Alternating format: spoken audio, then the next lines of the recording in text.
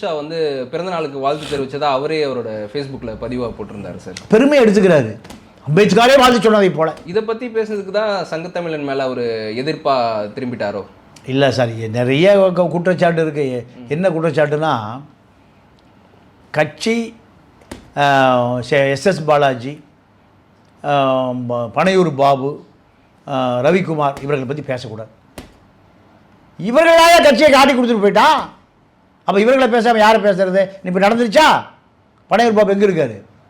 திமுக. அப்போ கட்சி இதை முதல்லையே சொல்கிறார் அவர். முதல்லையே இவர்களெல்லாம் துரோகிகள், இவர்களெல்லாம் எலும்பு துண்டுகள். நடந்ததா இல்லையா?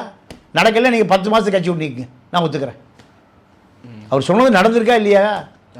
டிவி ஏற்றதுங்கிறாரு. இப்போ அவர் இன்னும் கொஞ்ச நாள் அசோகனர் பில்டிங் ஏற்றதுங்குவார். எங்கே? வேளச்சேரியால் பாதி இருக்குங்குவார்.